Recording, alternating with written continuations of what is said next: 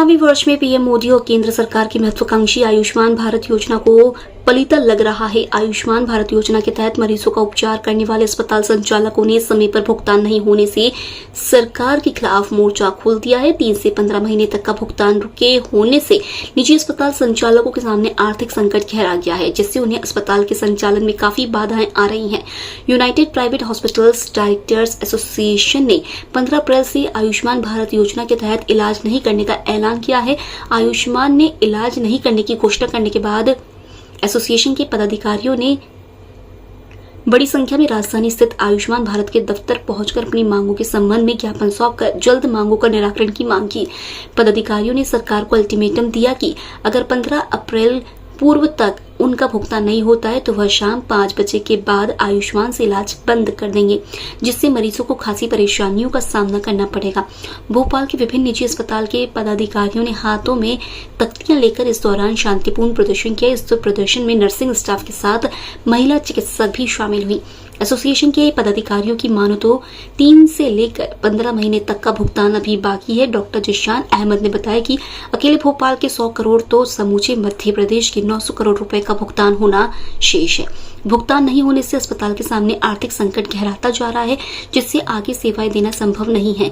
Doctor Zeeshan Ahmad ने साफ कर दिया है कि सरकार 31 मार्च तक पेमेंट सेटलमेंट नहीं करती है तो वह न्यायालय की शरण में जाएंगे। गौरतलब है कि भुगतान नहीं होने से आर्थिक संकट झेल रहे रीवा जिले के सभी निजी चिकित्सालयों ने 10 अप्रैल से ही आयुष्मान योजना के तहत इलाज करना बंद कर दिया है। देने आए हैं यहाँ पर 15 तारीख से हड़ताल की जा रहे हैं। ज्ञापन के पीछे मूल उद्देश्य हमारा यह है कि हम जो पिछले 15 महीने से आंशिक और लगभग 8 महीने से पूर्णकालिक जो भुगतान हम लोगों का रुका है, उसकी वजह से हम लोगों की आर्थिक स्थिति बहुत छिन्न भिन्न सी हो गई है।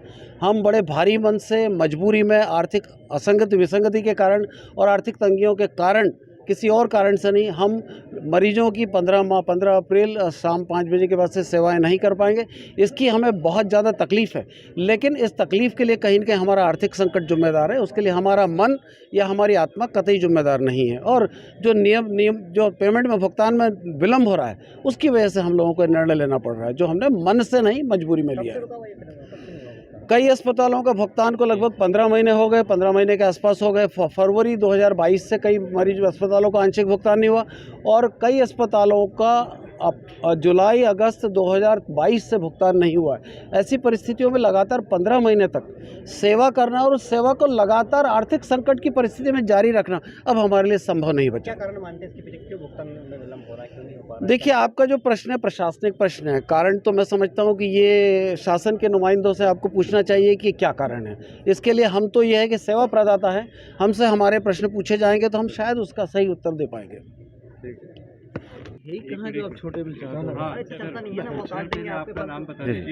मेरा नाम डॉक्टर जिशान अहमद है। हम लोग यहाँ पर एक गवर्नमेंट को इंटीमेट करने आए हैं। जो हम लोगों ने डिसीजन लिया है कि हम 15 अप्रैल 2023 को शाम 5 बजे से काम करने में आर्थिक संकट की वजह से असमर्थ रहेंगे। हम उसी के लिए आए हैं। क्या संकट हो रहा है, क्या दिक्कत हो रही है? हमें जो पेमेंट मिलना चाहिए था उसमें काफ़ी विलम्ब हो चुका है, जिसकी वजह से आगे अस्पताल को ऑपरेशनल रखना, चला पाना मुश्किल हो रहा है। और अब हमारी आर्थिक स्थिति इस लायक नहीं बची है कि हम आगे काम कर सकें। हम उसी के लिए गवर्नमेंट को इंटीमेट करने आए। तो कितना पेमेंट होगा लगभग बाकी और कितने अस्पताल है? भोपाल का जैसा सर ने बताया 100 करोड़ के आसपास है और पूरे मध्य प्रदेश का 600 to 1000 करोड़ के आसपास पूरे है। एमपी का अस्पताल आपके साथ नहीं है, आप जो स्ट्राइक करने जा रहे हैं? जो हमारी यूनियन है, हमारे लोग हमारे साथ हैं। तो बात हुई कहीं यहाँ आयुष्मान? जी, हमारी बात चल रही है।